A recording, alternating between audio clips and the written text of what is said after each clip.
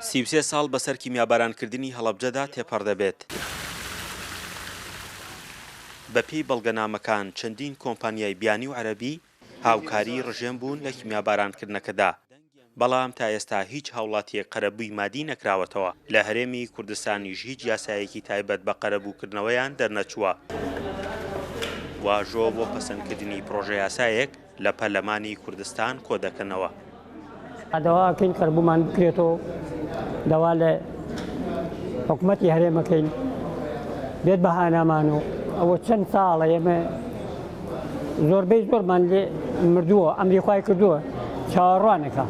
من وەکو دایکی شەهیدێکی کیمیابارانی هەڵەبجە، وەکو برینارێکی کیمیابارانی هەڵەبجە داواکەم لە هەموو جیهان و لەوانەی کە دۆستی مافی مرۆڤن بەهانای هەڵەبجەیەکانەوە بێ. من بۆ خۆم ئەوە 32-33 ساڵە چەندێکە بێ بە چاکی تۆ زیادەوەریشم خراپ بووە بە دەست کاریگەری ئەو چەکەوە ئەناڵێنم.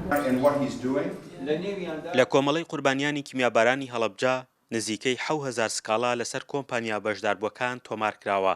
لە ڕێگەی ئەوانیشەوە دراوەتە گروپی دادوەری کوردستان و پارێزەرانی ئەمریکی بۆ ئەوەی کۆمپانیەکان بە دادگایی بگەێنرێن.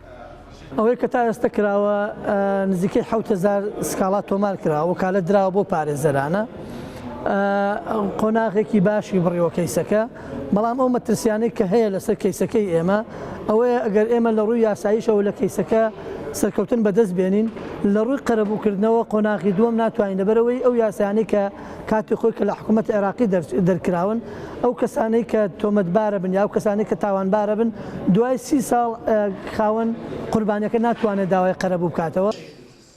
گروپی دادوەری و پارێزەر ئەمریکیەکان دەڵێن پێویستە پەرلەمانی کوردستان پرۆژە یاسایەک بۆ قەرەبووکردنەوەی قوربانیانی جینۆساید ئامادە بکات. لەبەر ئەوە لە زۆربەی دادگاکانی ئەوروپادا پرۆژە یاسای جینۆساید نییە، ئەوانیش بۆ یاساکانی عێراق و هەرێم دەگەڕێنەوە. یعنی ئەو بەڵگەنامانەیە کە بەدەستمانە 100% ئەو کۆمپانیانە تاوانبار بەڵگەمان هەیە بە ئەترافی نیگیرەکانیانش هەیە بە دەسوخەتی خۆیان و حتا ئەو راپۆرتەی کە کێشە بوو بینی نەتەوەی گرتووەکان و ڕژێمی بەعس ئەوەشمان بەدەسە لە کاتی خۆی کەوتیان حسێن کامل لە ناو مەزرعەکەی خۆی شاردیەتی ئەوەشمان بەدەسە.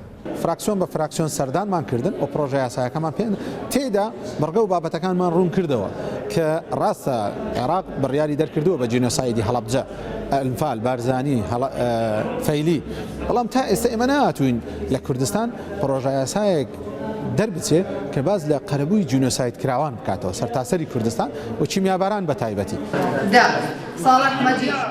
چەندین کۆمپانیای بیانی و عەرەبی بە وتەی پارێزەرەکان بەشداریان لە هاوکاریکردنی ڕژێمی بەعس کردووە بۆ کیمیابارانکردنی هەڵەبجە کە چەکێکی قەدەغەکراو بووە. لە ئێستادا زیاتر لە 7 دادبینی لەگەڵ کۆمپانیەکاندا ئەنجام دراوە، بەشێک لە کۆمپانیەکانیش نوێنەریان ناردووەتە دادگا.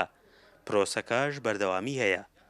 فەرحان هەورامانی، دەنگی ئەمریکا، هەڵەبجە.